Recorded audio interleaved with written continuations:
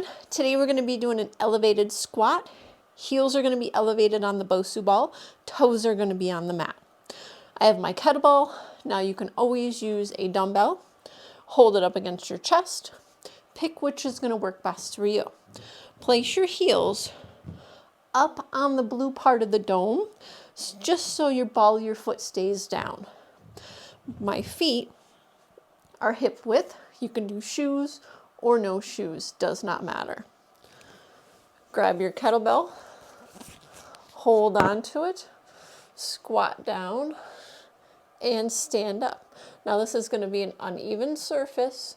Go at your own pace. If that's too high, bring your heels forward, heels down, butt down. Just lean back into your squat. Now when I'm doing this, you notice my back is straight. I'm not rounded. And stand up. Go ahead and give that a try. I'll program into your workout what weight to use and how to progress this exercise. Until next time, I'll see you on your mat. Bye.